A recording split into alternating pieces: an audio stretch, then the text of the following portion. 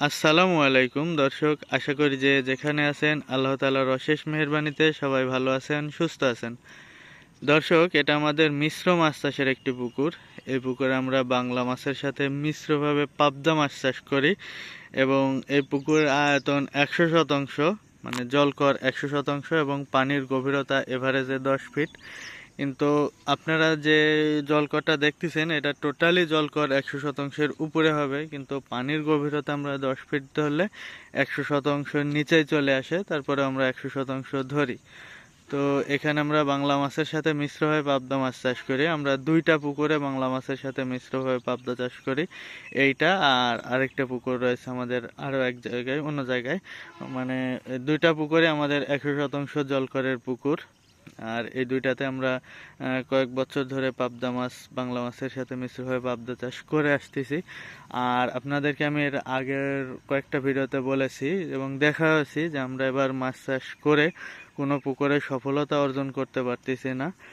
আমাদের 3টা পুকুরে অলরেডি গুলশা মাছ মরে শেষ হয়ে গেছে। আমরা সেখান থেকে মাছ ধরছি, অল্প অল্প করে কিছু মাছ পাইছি, যা পাইছি আসলে সেটা বলার মতো না। মানে যা খরচ করছি সেই খরচটা আমাদের উঠেনি, গুলশাতে লস।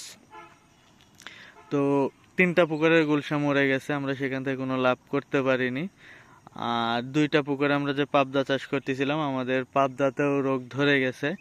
আমাদের একটা পুকুরে, আরেকটা যে পুকুর আছে ওইটাতে অনেক আগে থেকে পাবদা মরা শুরু হয়ে গেছে, এটাতে মরতে ছিল না। আমরা ভাবছিলাম যে একটার উপর দিয়ে যদি যায় যাক, তাও একটা ভালো থাক, কিন্তু এখন এসে এইটাতেও শুরু হয়ে গেছে।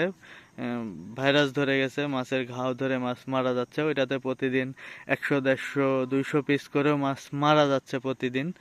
তো এটাতে আমাদের মরতে ছিল না, এটাতেও এখন বর্তমানে 50টা 60টা করে মরা শুরু হয়ে গেছে। সামনে আরো কত মরবে তা আসলে বলা সম্ভব হচ্ছে না। তো আমরা যে মাছ চাষ করি, প্রত্যেকবার যে আমরা মাছ চাষে সফল হই তা না। এই পুকুরে আমরা বরাবর এবার দিয়ে মোটামুটি 5 বছর ধরে পাবদা চাষ করা হচ্ছে। আমাদের এর আগে একটা সিজন মাছ মারা গেছে, সেবার আমরা 3টা পুকুরে পাবদা চাষ করেছিলাম, আমাদের 3টা পুকুরেই পাবদা মারা গেছিল। আমরা মাছ বিক্রি করে দিয়েছিলাম, আমাদের লস হয়নি আলহামদুলিল্লাহ, কিন্তু আমাদের সেই পরিমাণ লাভ হয়েছিল না, খরচটা উঠাই নিয়ে আসছিলাম। আর আমাদের এই পাবদার পুকুরগুলিতে প্রচুর পরিমাণ ইনভেস্ট করা হয়। তো তারপরে আমরা মানে 2টা মাগে, এবার যে মাছ করছি এরও 2টা মাগে আমাদের এখানে পাবদা মাছ মারা গেছে। এটাতে না আমরা আরেকটা যেটাতে করতেছি ওইটাতেও মারা গেছে। তো তারপরে আবার 2বার আমাদের কোনো সমস্যা হয়নি, একটা 2টা করে মাছ এমনিতেই রেগুলার মারা যাচ্ছিল, ওগুলা এমনিতেই মারা যায়, শরীরে কোনো ক্ষত ছিল না। কিন্তু এই পুকুরে মানে এখন যেভাবে মরতেছে এভাবে মরতেছে না। তো কিভাবে মরতেছে আপনাদেরকে দেখাই মাছগুলা। এই যে আমি এখানে কিছু মাছ উঠায় রাখছি, এখন দেখুন এই একটা মাছের শরীরে কোনো ঘা দেখা যাচ্ছে না,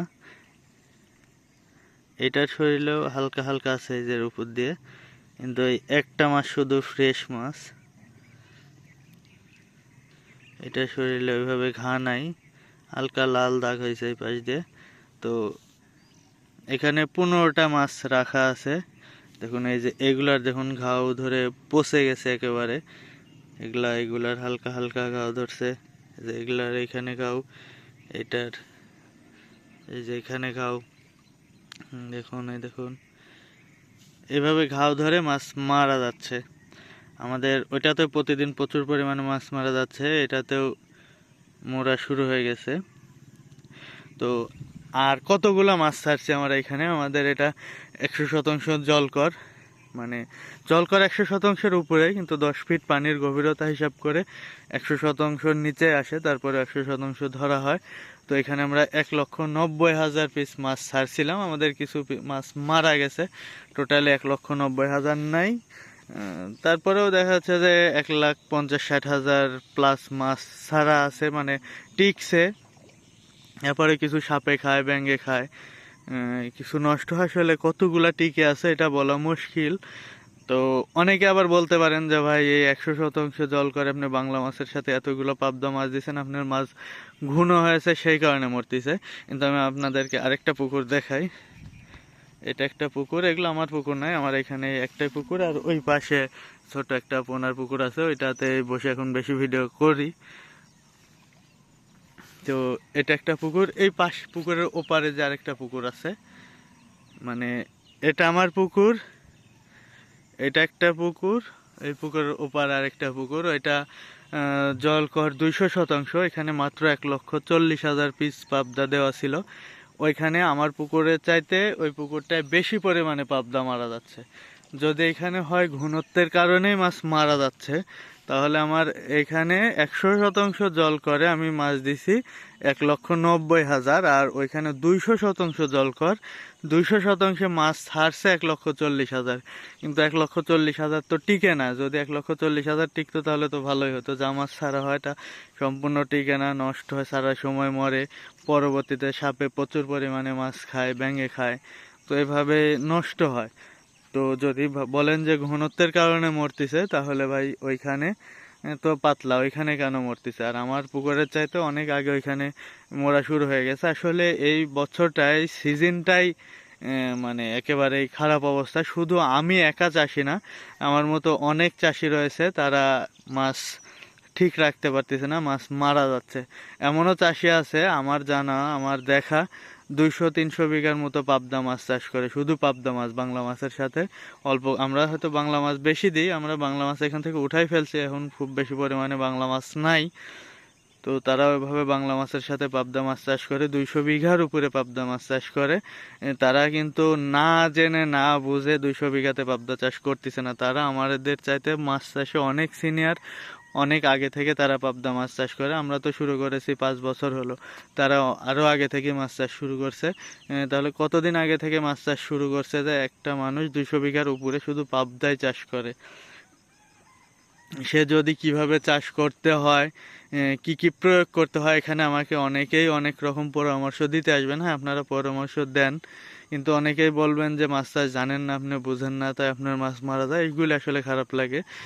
আমরা তো খুব একটা বুঝি না, কিন্তু মাছ চাষ যে বুঝি না, একেবারেই বুঝি না, এইটা করলে আপনার মাছ মরতো না, এভাবে ছাড়লে মাছ মরতো না, তো এগুলা আসলে বললে একটু খারাপই লাগে। কারণ যে ব্যক্তি 200 বিঘা মাছ চাষ করতেছে, পাবদা মাছ 200 বিঘার উপরে, সে না জেনে না বুঝে এতগুলা মাছ চাষ করতে আসেনি। মানে এত বেশি পরিমাণ জায়গায় এতগুলা মাছ তার প্রায় 3-4 কোটি টাকার উপরে ইনভেস্ট করতে হয়।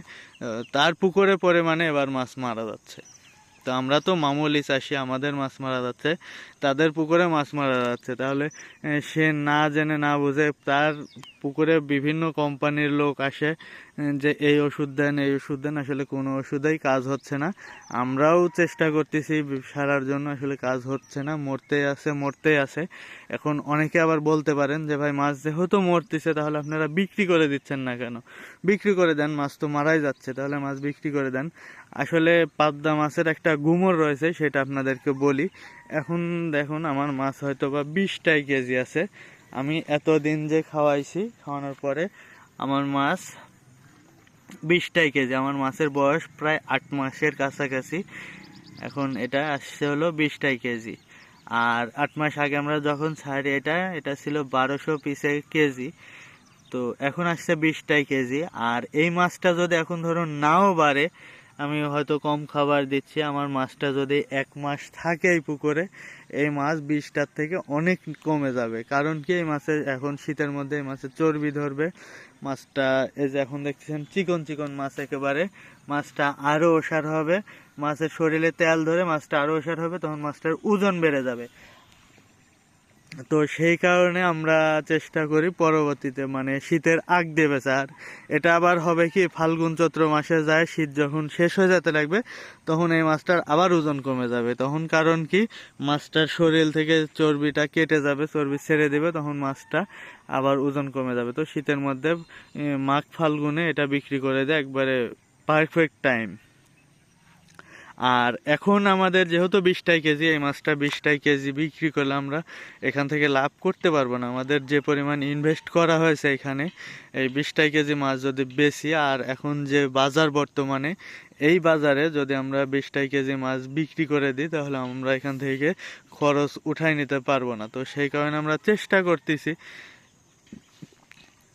যে দেখি কি হয়, একেবারে যা আছে আছে, হয় কপালে কিছু আসবে, না হলে যাবে। কারণ এখানে আমরা অনেক টাকা লাভ করছি, যে বারবারই যে লাভ হবে তা না। মাছ চাষ আসলে এমন, একবার লাভ বেশি হবে, একবার লাভ কম হবে, এভাবে আসলে মাছ চাষ হয়। তো আমরা রাখছি, রিস্ক নিয়েই রাখছি, দেখি পরবর্তীতে কপালে কি আছে। ভালো হলে ভালো, আর যদি না হয় তাহলে আল্লাহর কাছে শুকরিয়া। আল্লাহ তাআলা যেটুকু রিজিকে রাখছে সেটুকুই আসবে, চিন্তা করে লাভ নাই। তো অনেকে এটা নিয়ে ভয় খায় যান যে মাছ আপনারা বিক্রি করে দেন, মাছে তো লস হয়ে যাবে ভাই, রাখলে বা মানে মারা যাচ্ছে, যেভাবে মারা যাতে থাকলে লস হবে। আসলে ভাই আমরা লস মেনে নিয়ে মাছ রাখতেছি, দেখি আমরা আরো রাখবো, এখনো 1-2 মাস রাখার চেষ্টা। যদি দেখতেছি যে না, একেবারেই সম্ভব হচ্ছে না, মাছ মরতে মরতে একেবারে শেষ হয়ে যাচ্ছে, তখন আমরা আসলে বাধ্য, তখন তো বিক্রি করেই দিতে হবে।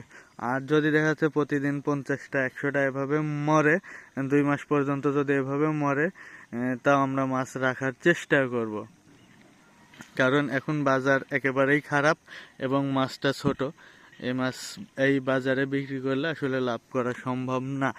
আর অনেকেই যারা বলবেন যে মাছ চাষ বুঝেন না, শুধু ভাই আমি না, অনেক চাষি রয়েছে, তারাও মাছ এভাবে ঠিক করতে পারতেছে না। আর আমি যে চাষি, আমার পুকুরে প্রচুর পরিমাণে বিভিন্ন কোম্পানির লোক আসে পরামর্শ দেওয়ার জন্য, এটা করুন ওইটা করুন। শুধু যে আমরা নিজেরাই বুঝে যে আমার এইটা দিয়ে মাছ চাষ করতে হবে তা না, বিভিন্ন কোম্পানির লোক আসে আমাদেরকে পরামর্শ দেয়।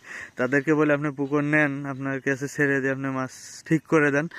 তারা পারে না ঠিক করতে, হয়তো দেখা যাচ্ছে যে অনেক ওষুধপাতি দেয়, দিয়ে হচ্ছে অনেক টাকা খরচ করায়, খরচ করার পর কাজের কাজ কিছু হয় না, আরও মাছ নষ্ট হয়ে যায়।